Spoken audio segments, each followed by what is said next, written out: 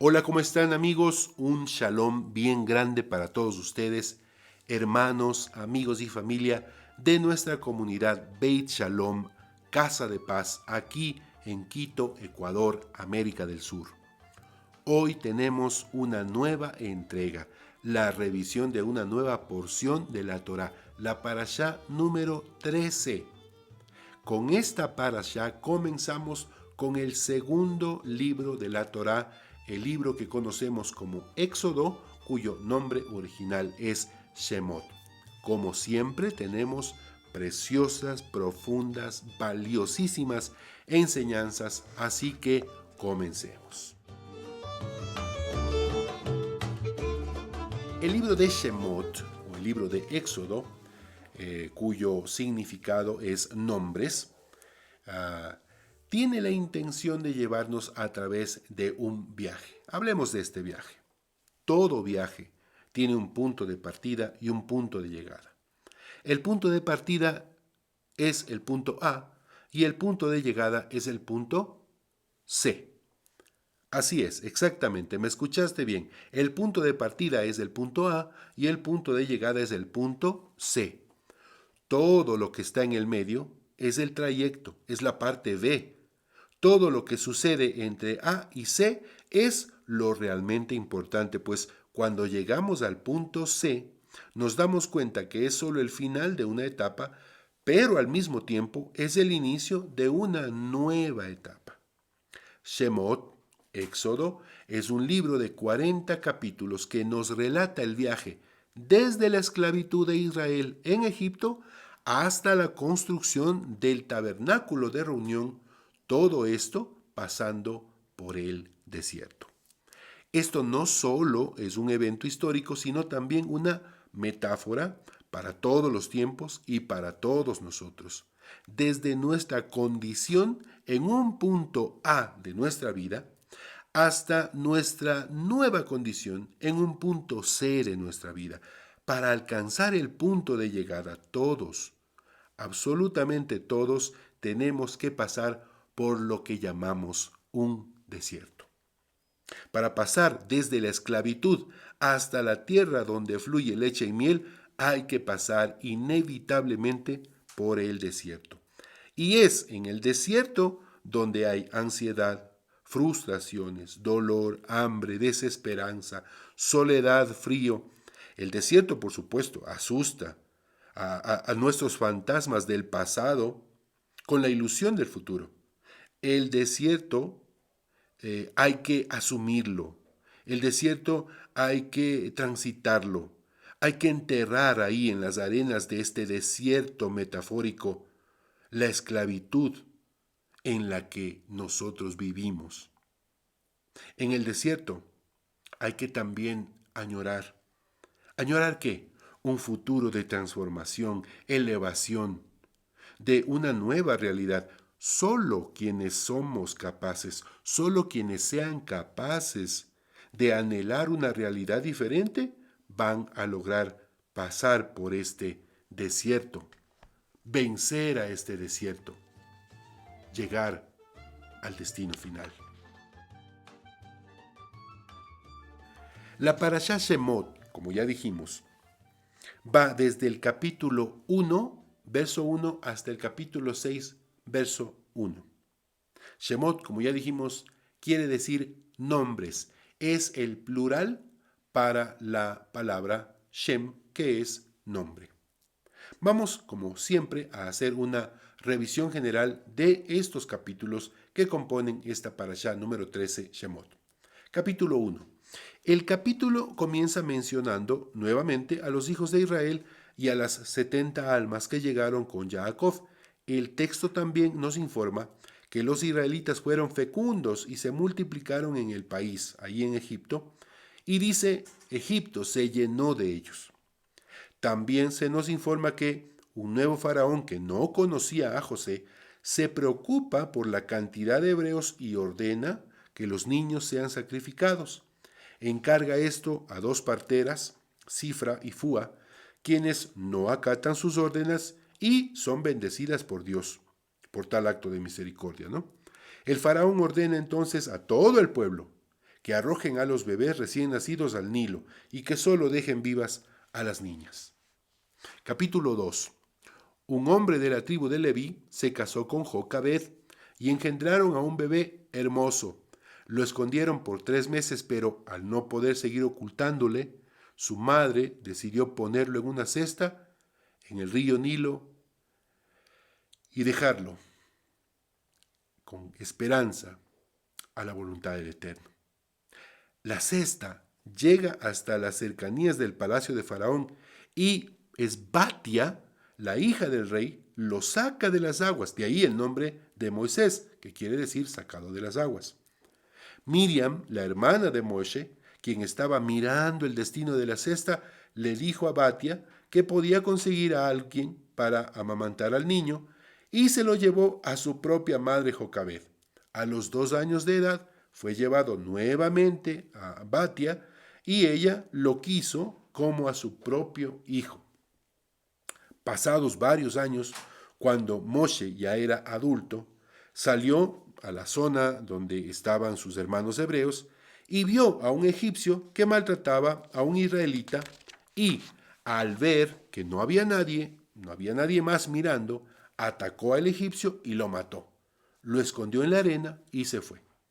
Al día siguiente vio a 2 hebreos discutiendo y trató de apaciguarlos, a lo que uno de ellos le dijo, ¿vas a matarme como lo hiciste ayer con el egipcio? Moshe se angustió mucho, sabiendo que sería juzgado y ejecutado, así que decidió huir al desierto, a la tierra de Madián. Allí, en esta tierra de Madián, vivía Yitro o Jetro, quien tenía 7 hijas. Ellas fueron a sacar agua en un pozo en donde estaba Moisés. Los pastores del lugar estorbaban a las mujeres, pero Moisés los enfrentó y las ayudó con el tema del agua. Las hijas de Jetro fueron donde su padre y le contaron lo sucedido y lo llamaron.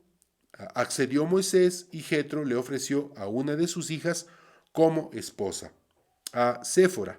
Con ella tuvo un hijo, Gerson, y Moisés fue pastor para los rebaños de Jetro, su suegro, durante 13 años. Mientras tanto, los hijos de Israel eran duramente oprimidos por Faraón, fueron esclavizados y sometidos con muchas crueldades, hambre y trabajos forzados. La Escritura nos informa que Dios se acordó del pacto con Abraham, Isaac y Jacob y oyó el clamor de su pueblo. Capítulo 3. Moshe pastoreaba los rebaños de Yitro y un día llevó a las ovejas cerca del monte Joreb al sur de Sinaí. Allí vio algo sorprendente. Vio una zarza, un árbol de moras que estaba encendido en fuego, pero no se consumía. Se acercó para mirar un poco más de cerca y entonces el ángel del Eterno le dijo que estaba sobre un lugar sagrado, le ordenó sacarse su calzado y le dijo que había visto la aflicción de su pueblo, esclavizado en Egipto, y que lo había escogido a Moisés para ser su instrumento y sacar al pueblo milagrosamente. Moisés inicialmente se niega en virtud de su condición humana, pero el ángel le dice que será el poder del Eterno quien lo acompañará en la tarea, pues debería sacar al pueblo para que recibieran la Torá en el monte y para que vayan a la tierra prometida a los patriarcas.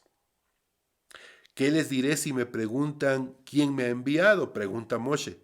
Así le dirás, dijo el Eterno, Eye, Asher, Eye me ha enviado, y les dirás el nombre con el que se me recordará por los siglos. Aquí El Eterno menciona el nombre con el que se le debe recordar por los siglos, el nombre innombrable. Reúne a los ancianos, le dice el Eterno, y cuéntales todo esto. Faraón no los querrá dejar salir, pero yo los someteré con poder, y mi pueblo saldrá llevándose los despojos de Egipto. Capítulo 4. Moisés aún no está seguro de su tarea. El Eterno le muestra su poder, convierte su vara de pastor en serpiente y nuevamente en vara, y también su mano la hace leprosa y sana otra vez. Todas estas señales debía hacer también con los ancianos para que le crean. Aún Moisés se negaba, así que el Eterno se enciende en furia y le ordena que obedezca y que también a su hermano Aarón había escogido para que lo acompañe en su misión de liberación. Tomó Moisés a su esposa y a sus 2 hijos, pues Séfora había dado a luz a otro niño, a quien llamaron Eliezer, y emprendieron viaje hacia Egipto. En el camino, un ángel del Eterno ataca a Moisés, y Séfora circuncidó a su segundo hijo para salvar a Moisés. Después de esto, se encontraron con Aarón y se dispusieron para presentarse a Faraón ahí en Egipto. Así lo hicieron y se presentaron ante Faraón, pero él se negó tal como lo había dicho el Eterno. Y aún más, aumentó las tareas de los hebreos haciendo más duras sus tareas de construir ladrillos. Moisés habló con el Eterno y le dijo, ¿por qué haces este mal a tu pueblo? Entonces el Eterno le dijo a Moisés, y esto ya es el final del capítulo 5 y el comienzo del 6, ahora verás lo que voy a hacer con Faraón, no solo que los dejará irse, sino que los expulsará de la tierra. Bien, hasta aquí la revisión de los capítulos que componen esta parashá. Vamos a hacer las preguntas para la aplicación. Vamos a hacer la primera parte de este estudio, las preguntas para nuestra aplicación personal. Bien, ¿qué significa Egipto? El término hebreo para Egipto es Mizrayim. Esta palabra significa los dos estrechos, haciendo referencia a el Alto Egipto y a el Bajo Egipto, las dos regiones en las que estaba dividido el reino. De aquí se asocia a Egipto con la idea de estrechez, ser limitados por algo, ser cortos de pensamiento, es decir, aceptar las cosas que limitan, que esclavizan nuestro pensamiento y nuestra alma, miedos, prejuicios, dogmas, etc. Por contraste, la tierra prometida hace referencia a la libertad, al pensamiento liberado de los esquemas de este mundo, de los dogmas humanos, una manera de vivir, llamémosla, luminosa, completamente opuesta a la esclavitud. ¿De dónde llegó Jacob con su familia? De la tierra de la promesa. Llegaron a Egipto y fueron esclavizados. Ahora deben hacer el viaje de retorno nuevamente hacia la tierra prometida. ¿Cuál es la aplicación para nuestra vida? ¿Cuál es nuestro Egipto? ¿Estamos dispuestos a hacer este viaje de retorno hacia la tierra de nuestra libertad? Sigamos el texto de la parashá. El capítulo 1, verso 8 dice, se levantó un nuevo rey en Egipto que no conocía a José. ¿Cómo es posible esto? José fue aquel hebreo que impidió el hambre en todo Egipto y quien consiguió la riqueza de todo el imperio. José era una leyenda épica, vendido por sus propios hermanos como esclavo a Egipto, llevado a la cárcel injustamente y presentado a Faraón para convertirse en un solo día de esclavo a príncipe del reino. ¿Cómo es posible que este nuevo rey no sabía nada acerca de José? Así está escrito. Lo que hace Faraón es desconocer todo el bien que hizo José y sus hermanos. Es decir, el sistema, comparando a Egipto, comparando al Faraón con el sistema lo que hace o lo que va a tratar de hacer es desconocer todo el bien que tú puedas hacer. El sistema va a tratar de someternos a base de temor y manipulación. Lo estamos viendo. Ponerle freno a nuestra multiplicación, a nuestras buenas obras, a nuestras obras de piedad. El sistema va a tratar constantemente de limitar nuestro campo de acción, nuestro trabajo.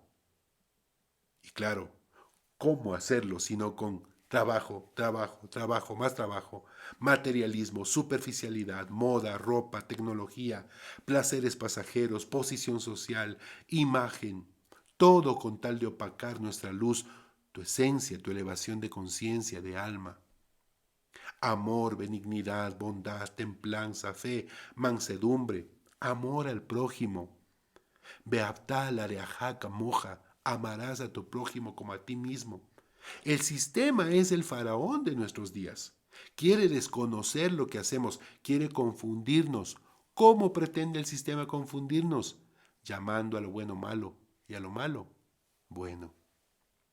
Por supuesto que la asimilación es tentadora. Lo fue para los hebreos en Egipto, lo es para nosotros en este mundo. Faraón estaba asustado de los hebreos, de su fecundidad, de su progreso, de las bendiciones evidentes que ellos tenían. ¿Te recuerdas a José? José tenía evidentemente la presencia de Dios con él. Fue bendecido en la casa de Potifar, fue bendecido en la cárcel, fue bendecido mientras estuvo con Faraón. Era evidente la presencia de Dios en su vida. Y era evidente la presencia de Dios en el pueblo de Israel. De esto estaba asustado Faraón, de que los israelitas se negaban a cambiar sus nombres, a cambiar su idioma, su manera de comer, su manera de vivir. Un israelita en Egipto estaba sometido constantemente al mensaje de que estaba viviendo en opresión y miseria por causa de su propia elección, solo porque se rehusaba a adaptarse a la cultura local, al sistema imperante en sus días. Si aceptaba interiorizar y adoptar la manera de vivir egipcia, no solo mejoraría su suerte, sino que también podría aspirar a alcanzar niveles más altos en la sociedad. Después de todo, ¿no había alcanzado José la segunda posición más alta del imperio? Por lo tanto, ¿por qué seguir aferrándose a la miseria, a la fe que les habían transmitido sus patriarcas, cuando podía disfrutar de los beneficios de una gran vida sin tener la necesidad de creer en ningún tipo de intervención divina o cambiar de dioses? Por supuesto, muchísimos israelitas cedieron a esta asimilación, se acomodaron, se acostumbraron a vivir como un egipcio más. Dejaron de lado sus raíces, vendieron su conciencia, su alma, tan fácil como vendió Ismael su primogenitura. Y dejaron de ser ellos mismos. Y cuando dejamos de ser lo que Dios ha determinado que seamos, cuando nos dejamos conquistar por el sistema, cuando abandonamos los principios eternos de vida que nos ha dado nuestro Padre, entonces caemos en esclavitud. Y la esclavitud nos llena de oscuridad, de temor, y dejamos de ver que hay algo más allá de nuestras limitaciones, que hay bondad más arriba de nuestros egoísmos, que somos y estamos en este mundo para transformarnos y para transformarlo, para ser bendecidos y para bendecir. No estamos aquí para ser esclavos, estamos aquí para ser libres. Cabe entonces aquí hacer esta pregunta. Cabe en este punto hacernos esta gran pregunta. ¿Por qué entonces Dios permitió que su pueblo sufra la esclavitud? ¿Por qué entonces Dios permite que su pueblo sufra esclavitud en Egipto? Mencionamos que Dios le dijo a Abraham Avinu, que sus hijos iban a ser siervos en una tierra extraña. Dice Bereshit capítulo 15, verso 13. Y Dios dijo a Abraham, ten por cierto que tus descendientes serán extranjeros en una tierra que no es suya, donde serán esclavizados y oprimidos 400 años. Así dice Génesis capítulo 15, verso 13. Este texto es muy importante, pero no contesta la pregunta.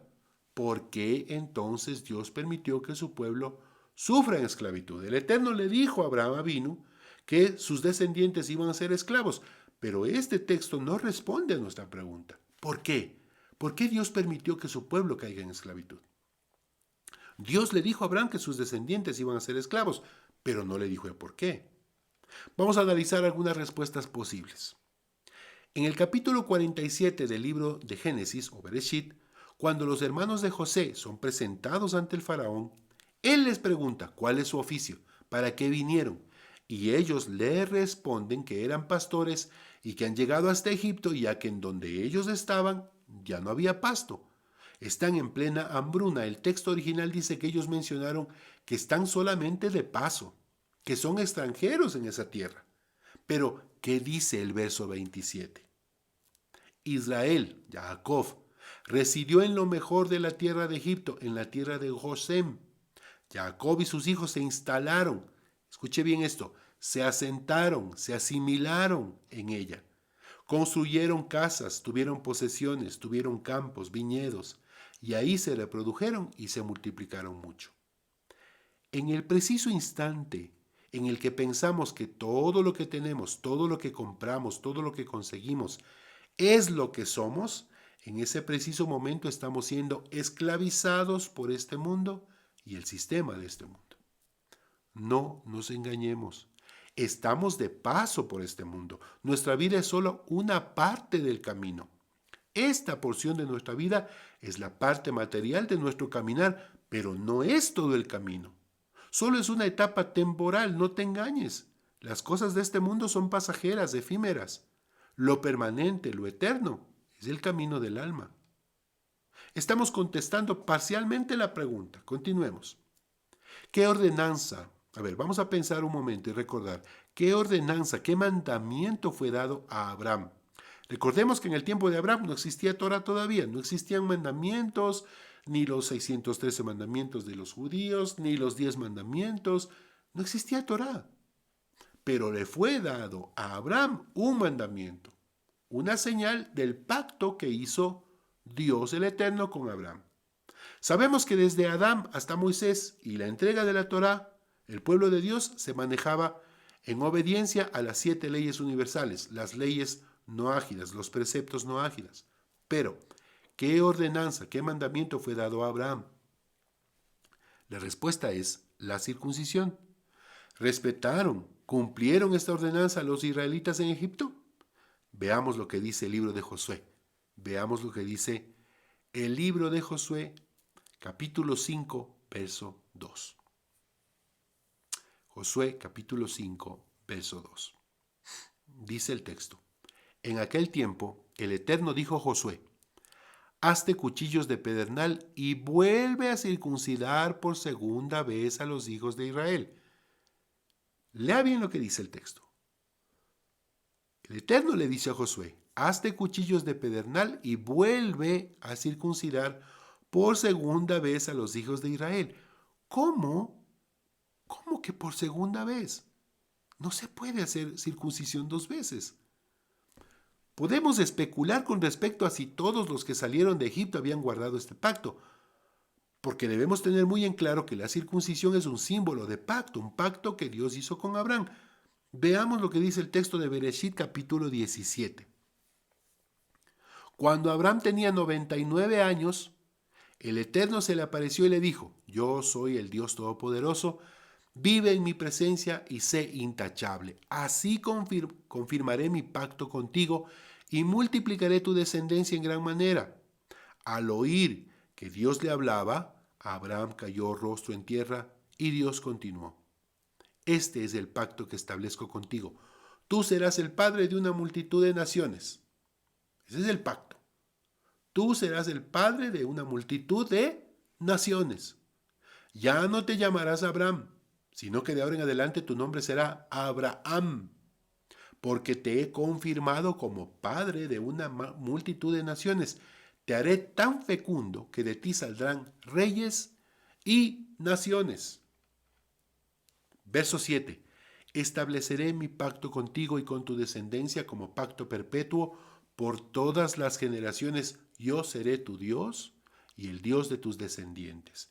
A ti y a tu descendencia les daré en posesión perpetua toda la tierra de Canaán, donde ahora están peregrinando, y yo seré su Dios.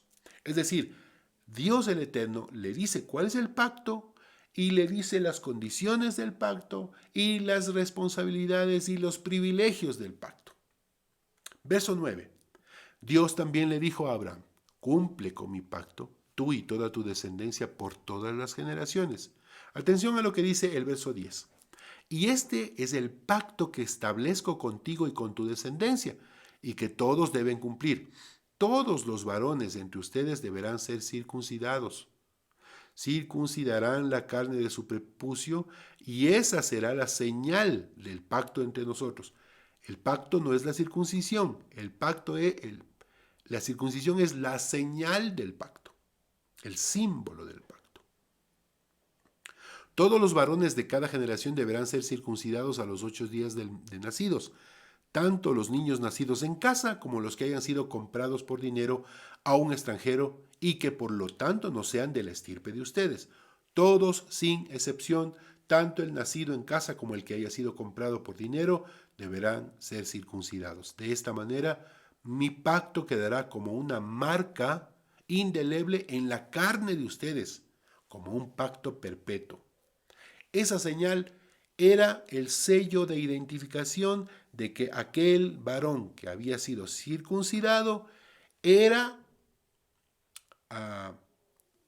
estaba vinculado al pacto que Dios había hecho con Abraham.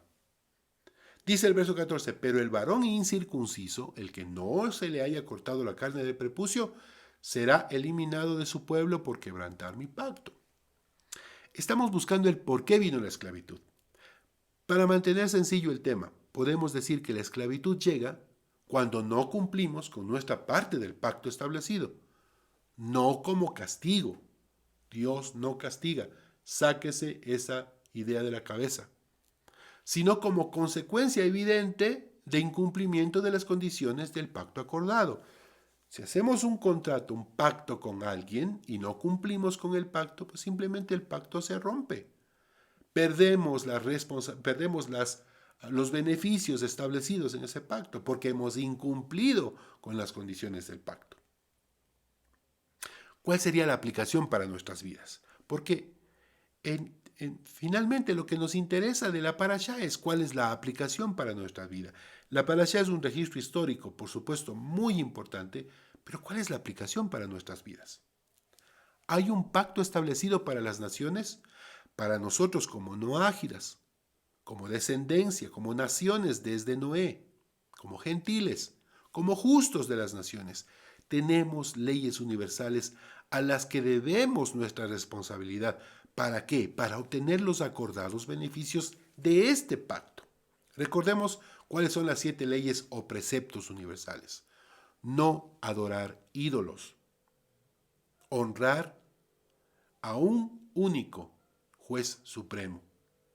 No blasfemar su nombre, no cometer pecados de índole sexual, no robar, no matar, no asesinar con mala intención, no comer la carne de un animal vivo o de animales impuros, y establecer cortes de justicia para implementar el cumplimiento de estas leyes. Ahora, no es que estas leyes se las lea así rápido y son así de sencillas. De cada uno de estos preceptos salen muchas aplicaciones y leyes que competen estrictamente a las naciones, a nosotros, justos de las naciones, gentiles, temerosos de Dios. Es decir, nos convertimos en esclavos del sistema cuando empezamos a depender de los estándares que nos plantea este sistema en lugar de vivir conforme a los preceptos ofrecidos por el Eterno. Pero aún esto no responde a la pregunta planteada. ¿Por qué permitió Dios que su pueblo sufra esclavitud? Veamos una tercera opción. Y, les digo, no está escrito en la Torá. Lo encontramos en el libro de Ezequiel, del profeta Ezequiel, ahí en el Tanaj. Solamente para ir confirmando términos, Torá, los 5 primeros libros de la Biblia, Tanaj, los libros que van desde Josué hasta Malaquías. Ok, vamos a encontrar una posible respuesta. Estamos tratando de responder esta pregunta y vamos a encontrar una posible respuesta en el libro del profeta Ezequiel, capítulo 20. Dios está hablando con el profeta Ezequiel, es la época de la destrucción del primer templo. Los ancianos de Israel vienen a consultarlo y Dios responde al pueblo de esta manera. Capítulo 20, comenzamos leyendo verso 1, dice: Aconteció en el año séptimo, en el mes quinto, a los 10 días del mes, que vinieron algunos de los ancianos de Israel a consultar al Eterno y se sentaron delante de mí. Está hablando Ezequiel. Y vino a mí palabra de Hashem diciendo: Hijo de hombre, habla a los ancianos de Israel y diles: Así ha dicho el Eterno, a consultarme vienen ustedes, vivo yo que no responderé, dice Elohim. ¿Quieres tú juzgarlos? Le dice el Eterno a Ezequiel. ¿Los quieres juzgar tú, hijo de hombre? Hazles conocer las abominaciones de sus padres. Escuche bien lo que estoy leyendo. Hazles conocer las abominaciones de sus padres. Ahora Dios le va a decir a Ezequiel, le va a revelar a Ezequiel la razón por la cual permitió que su pueblo caiga en esclavitud. Verso 5. Diles, así ha dicho el Eterno, el día que escogí a Israel y que alcé mi mano para jurar a la descendencia de la casa de Jacob, cuando me di a conocer a ellos en la tierra de Egipto, cuando alcé mi mano y les juré diciendo, yo soy Adonai vuestro Dios, aquel día que les alcé mi mano jurando así que les sacaría de la tierra de Egipto, a la tierra que les había provisto, que fluye leche y miel, la cual es más hermosa que todas las tierras, entonces les dije, cada uno eche de sí las abominaciones de delante de sus ojos y no se contamine con los ídolos de Egipto. Así dice la Escritura. No se contaminen con los ídolos de Egipto. Yo soy Adonai vuestro Dios. Verso 8. Mas ellos se rebelaron contra mí y no quisieron obedecerme. No echaron de sí cada uno las abominaciones de delante de sus ojos, ni dejaron los ídolos de Egipto. Y dije que derramaría mi ira sobre ellos, para cumplir mi enojo en ellos, ahí mismo, en la tierra de Egipto. El pueblo de Dios en Egipto no solo que hizo idolatría, sino que no querían dejar los ídolos. No querían dejar sus ídolos. Idolatría en el sentido literal, sean ídolos de madera, barro, hierro, imágenes, santos, vírgenes, escapularios, estampitas, reliquias, religiones paganas, filosofías de este mundo, metafísica, nueva era, programación neurolingüística, satanismo, cualquier tipo de idolatría, escuche bien, nos provoca una desconexión con Dios. Eso es lo que provoca la idolatría, una desconexión con Dios. Idolatría en el sentido metafórico, en el sentido de la aplicación a nuestras vidas. Es decir, cuando nos convertimos en esclavos de este sistema torcido de valores, cuando nos acomodamos a vivir bajo los esquemas de orgullo, vanagloria, envidia, enojo, mentira, promiscuidad y todo lo que para este mundo es bueno, entre comillas bueno, pero Dios lo llama malo. También esto nos provoca una desconexión con Dios, es decir, esclavitud. ¿Por qué permitió Dios que su pueblo sufra esclavitud? Vamos a enumerar las posibles respuestas. Se olvidaron a dónde debían regresar, a la tierra de la promesa. En nuestro caso, una conciencia elevada, un espíritu recto, una vida que bendiga a los demás. Amor al prójimo, ya lo dijimos. Amarás a tu prójimo como a ti mismo. No honraron el pacto de circuncisión, el Brit Milá. En nuestro caso, vivir de acuerdo a nuestro pacto, a los 7 preceptos universales, a las leyes para los no ágidas, para los justos de las naciones. Número 3, cayeron en idolatría. Y no solamente que cayeron en idolatría, sino que no querían abandonar sus ídolos. En nuestro caso, no abandonar la comunidad del sistema en el que vivimos, no querer vivir en contracorriente.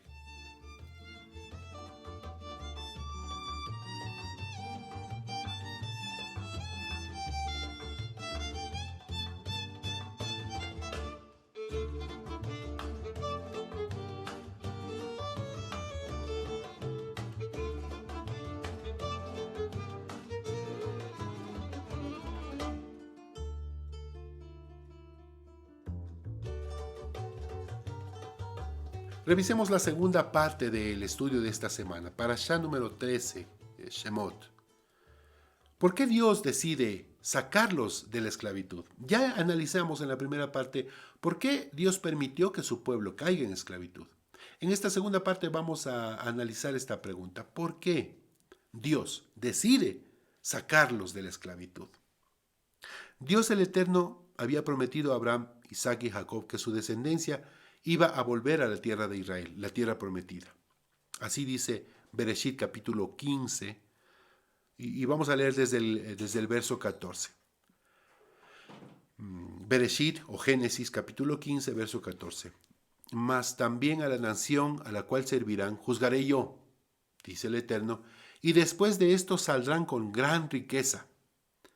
Y tú vendrás a tus padres en paz y serás sepultado en buena vejez, y en la cuarta generación volverán acá, porque aún no ha llegado a su colmo la maldad del amorreo. Hasta aquí. De la misma manera en que el Eterno le dijo a Abraham que sus descendientes iban a permanecer por algún tiempo en esclavitud, de la misma manera le dijo que regresarían a la tierra prometida, pero ¿en virtud de qué?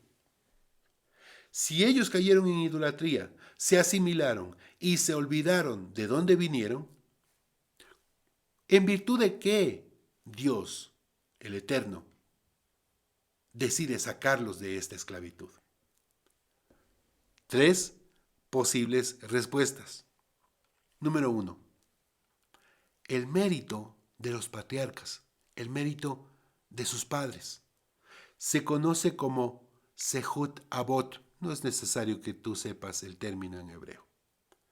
Dios escogió a Abraham y Abraham fue fiel hasta el punto de ofrecerle a su propio hijo, el hijo de la promesa. Isaac y Jacob siguieron el ejemplo de fidelidad de sus padres. Así que en reconocimiento a esa fidelidad, Dios va a liberar a los hijos de Israel. Dice el libro de Génesis capítulo 5, verso 6, Bereshit 15, 6. Y Abraham creyó en el Eterno, y él, el Eterno, lo reconoció esto como justicia. Vamos a leer otro texto. Bereshit, Génesis capítulo 26, verso 5. Porque Abraham me obedeció y guardó mi ordenanza, mis mandamientos, mis estatutos y mis leyes. A ver, voy a hacer una pequeña pausa aquí. Si Abraham no había recibido ninguna Torah todavía, ¿de qué mandamientos, de qué ordenanzas, de qué estatutos y de qué leyes está hablando el Eterno a Abraham? Respóndete esa pregunta. No había Torah todavía. No existían 10 mandamientos. No existían esos 613 mandamientos positivos y negativos. Entonces, ¿por qué el Eterno le dice a Abraham, capítulo 26, Génesis, verso 5, Abraham me obedeció y guardó mi ordenanza, mis mandamientos, mis estatutos, mis leyes? Así es, precisamente está hablando de los preceptos no ágidas, de los preceptos universales. Dice Isaías 41:8. Vamos al Tanaj, vamos a otro libro, un profeta Isaías 41:8. Pero tú, Israel, siervo mío, Jacob, a quien he escogido, descendiente de Abraham, mi amigo. Así como el Eterno llama a Abraham, mi amigo. Salomón había caído en gravísima idolatría. Escuche, miren este texto que viene a continuación. Salomón había caído en gravísima idolatría. Y Dios, por amor a su padre David, le dijo, vamos a leer Primera de Reyes capítulo 11. Busca Primera de Reyes capítulo 11, versos 12 y 13.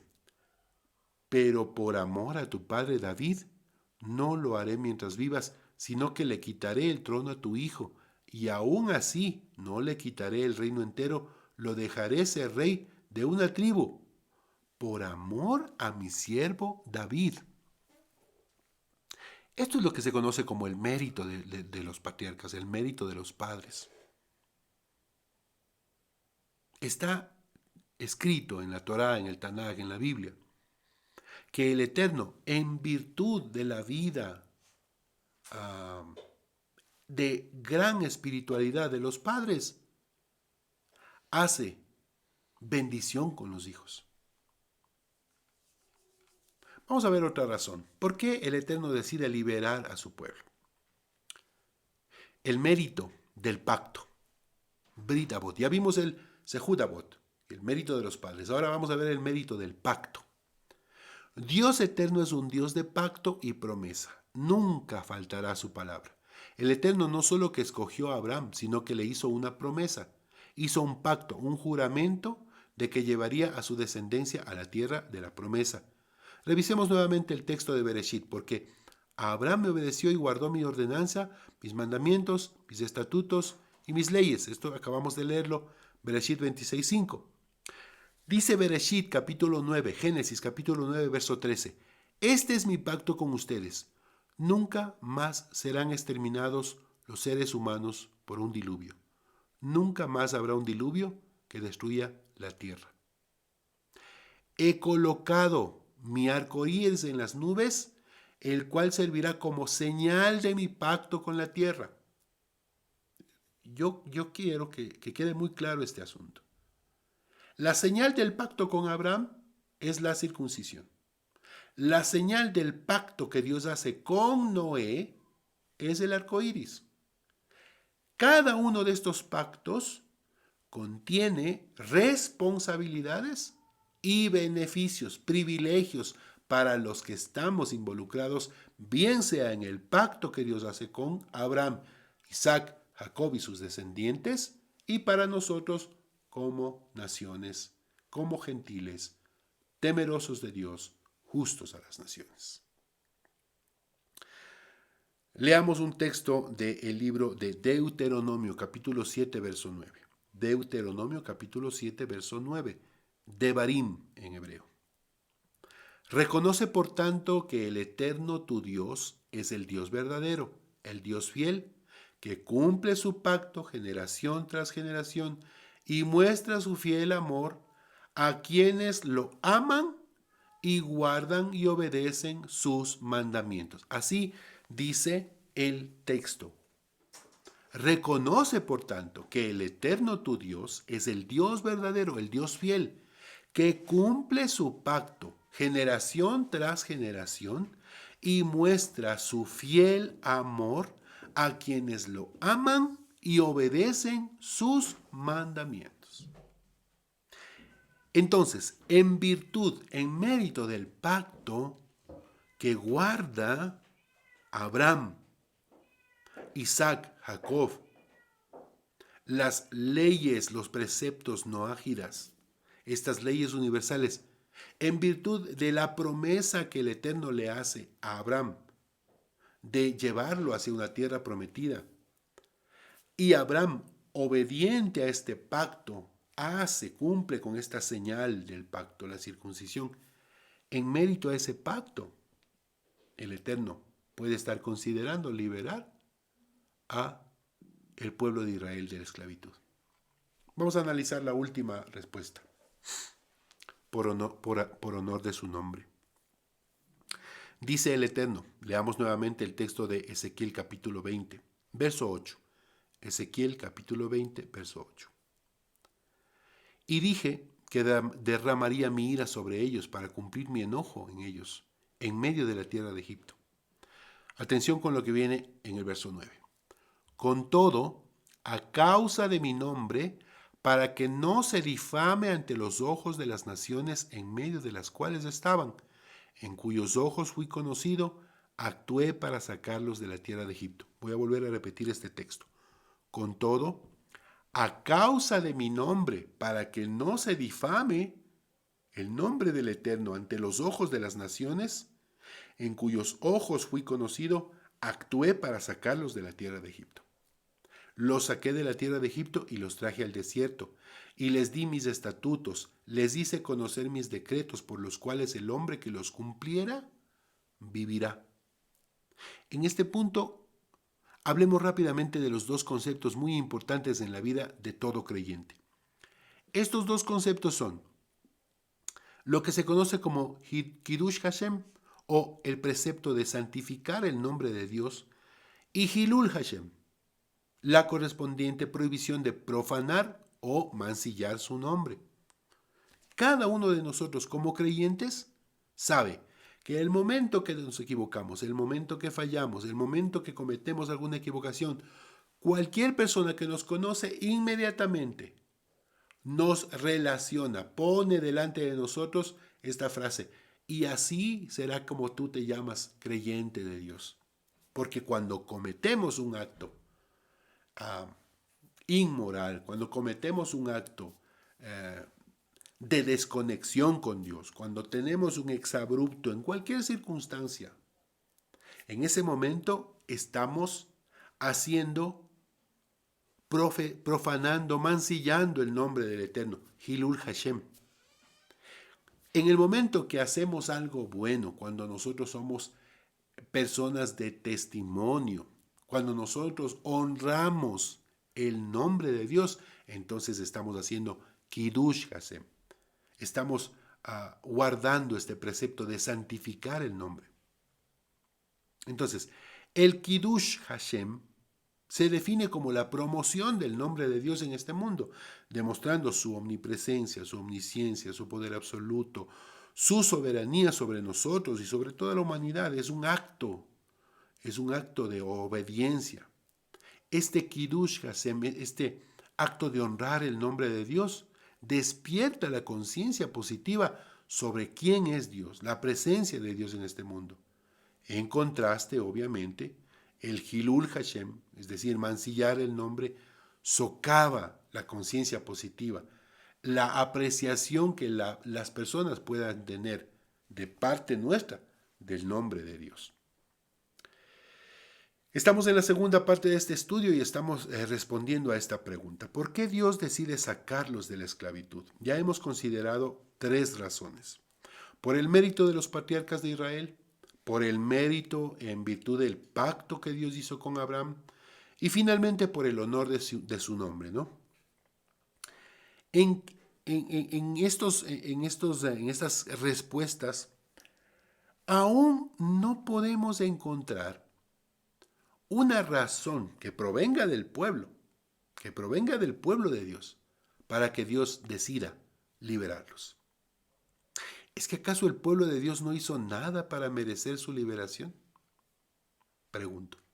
¿Es que acaso el pueblo de Dios, esclavo ahí en Egipto, no hizo nada para merecer su libertad? Revisemos el texto de la parashá que estamos estudiando. Shemot, Éxodo, capítulo 2, verso 23. Y aconteció, Shemot capítulo 2, verso 23. Y aconteció que pasado mucho tiempo murió el rey de Egipto. Escucha lo que dice aquí. Y los hijos de Israel gemían a causa de la servidumbre y clamaron. Y los hijos de Israel gemían a causa de la servidumbre y clamaron. Y su clamor a causa de su servidumbre subió delante de Dios. Y dijo luego el Eterno: he visto la aflicción de mi pueblo que está en Egipto, y he oído su clamor a causa de sus extractores, pues he conocido sus angustias. He descendido para librarlos de mano de los egipcios y sacarlos de aquella tierra a una tierra buena y ancha, en donde fluye leche y miel. ¿Qué nos dejan a nosotros estos versos? Cuando clamamos a Dios, nuestro clamor es escuchado. El pueblo de Dios sufría esclavitud, trabajos forzados, hambre, crueldad. Pero en determinado punto gimieron, clamaron, y el Eterno los escuchó. Y dice el verso 7, el Eterno ha visto la aflicción, he visto la aflicción de mi pueblo que está en Egipto, y he oído su clamor. Cuando clamamos a Dios, nuestro clamor es escuchado. Cuando de nuestro corazón clamamos por liberación, nuestra petición llega a oídos del Eterno. Dice el Salmo 17, verso 6, con mi voz clamé al Eterno, y Él me respondió desde su santo monte. Yo he invocado a Dios, porque tú me responderás. Inclina a mí tu oído, escucha mis palabras. Y dice un verso muy conocido, de Segunda de Crónicas, capítulo 7, verso 14. Si se humillare mi pueblo, sobre el cual mi nombre es invocado, y oraren y buscaren mi rostro, y se convirtieren de sus malos caminos, entonces, es un condicionamiento, ahí está el condicionamiento. Voy a volver a repetir, si se humillare mi pueblo sobre el cual mi nombre es invocado, y oraren, y buscaren mi rostro, y se convirtieran, si decidieran hacer el viaje de retorno de sus malos caminos, entonces, escuche bien, yo oiré, dice el Eterno, yo oiré desde los cielos y perdonaré sus pecados y sanaré su tierra. Podemos hablar de otras razones del por qué el Eterno decide ahora liberar a su pueblo, pero vemos que su misericordia es motivada por el clamor de los israelitas. Solo cuando cada uno de nosotros sea consciente de su propia esclavitud y aprendamos a clamar por liberación, a entender que estamos en este mundo para hacer Kiddush Hashem, para honrar el nombre del Eterno, para darle honra a su bendito nombre, cuando aprendamos a reconocer nuestra esclavitud, nuestro propio Egipto, y busquemos su rostro en oración, cuando abandonemos la comodidad de nuestros pecados, entonces y solo entonces, el Eterno oirá desde los cielos, perdonará nuestros pecados y sanará nuestro entorno, a nosotros, a lo que somos, tierra. Amén.